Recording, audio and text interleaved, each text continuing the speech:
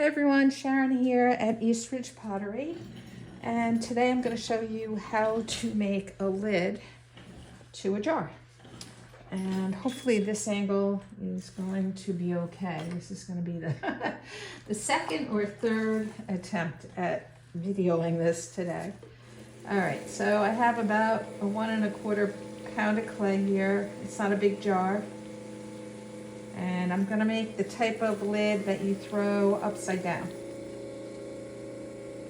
So I'm throwing the underneath side to fit on the jar. And the top side that you see, the side that looks like the hat, that side is the side that you trim. That's actually the underneath of this ball of clay after I'm done throwing it. Alright, so let's see if this angle's better. So I'm coating up and centering the clay, coating up, bringing it down. My hands are connected. They're usually touching. Okay, so to make this kind of lid, I need to bring it down pretty far.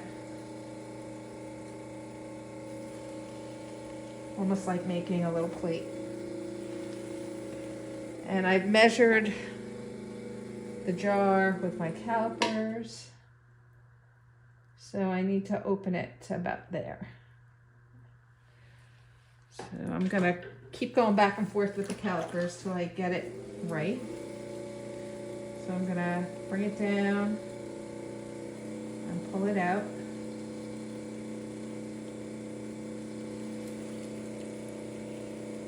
And I want to keep this area pretty thick because that's the area that I'm gonna split. And you really have to do a really good job compressing this clay, because on the other side there's going to be a knob, and I'll probably throw a knob. And so like this area in here ends up being extra thick, super thick once you throw a knob on there. And when it's really thick, it, you know, sometimes could have a tendency to crack in the kiln. The key to that is, one, compress it really well, which is what I'm trying to do.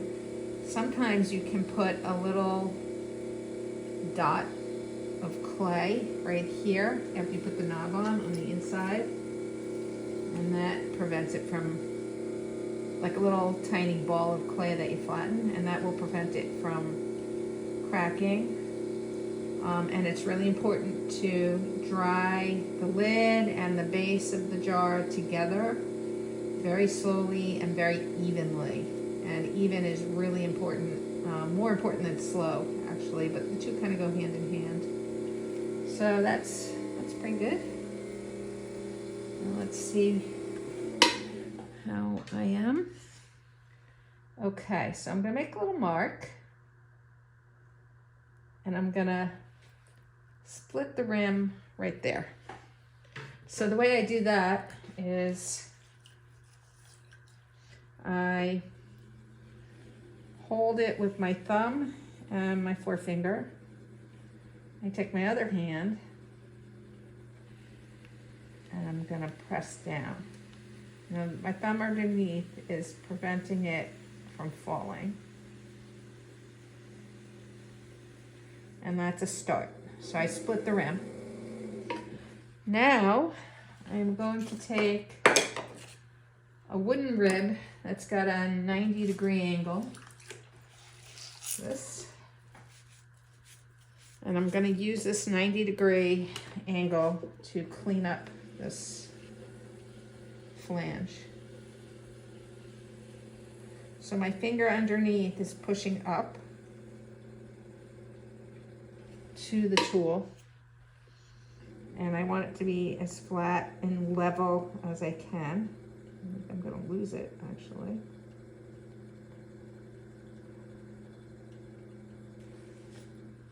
It's a little long. I don't think I want it this long.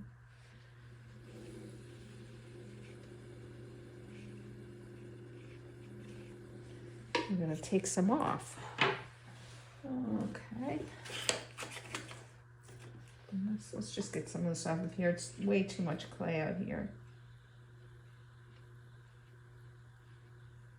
I'm not making a sunbonnet. Okay. It's better. Okay. Okay, so back to this. That's better.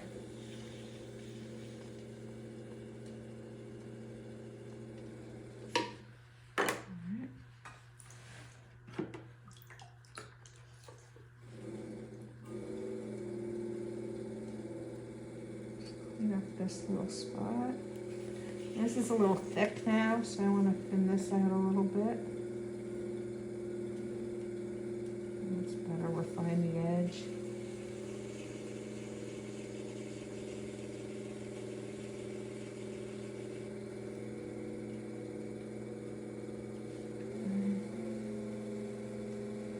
All right, let's see how it fits.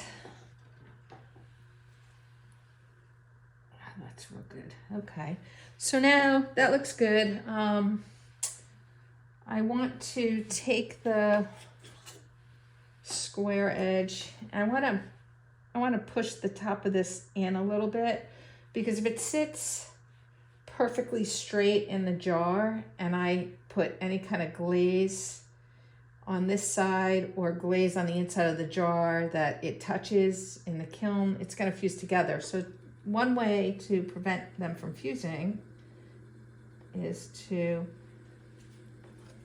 take this tool and angle that in a little.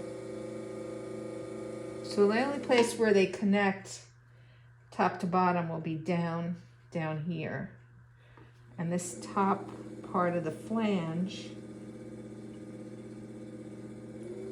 will have, you know, a little angle in so it doesn't touch the side of the inside of the pot. And that'll make it easier to glaze these two pieces. So why not make it easier on yourself, right? All right.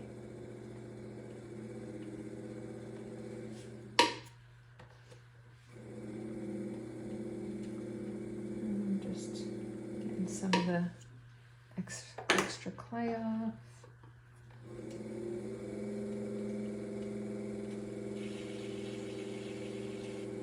Okay, so there's a lot of clay down here that I'm going to trim when it's leather hard. I'm going to turn it upside down and trim it and make the top of the lid. But it's helpful to get some off now while it's easy. So this is a Dolan tool, and it's really great for sneaking under things like this and getting a nice angle. It just makes the trimming process so much easier to take some off now. And now what we're gonna do is, I'm not gonna pull a wire yet because it's stuck to the bat. I can actually turn it upside down on top of the base of the jar and see if it fits. So that's what I'm gonna do. There's the base of the jar. I'm gonna turn this upside down. And I don't know if you can see this from that angle, but it fits perfectly. So there you have it. A jar and a lid ready to be wrapped up and then trimmed. Thanks for watching and happy potting.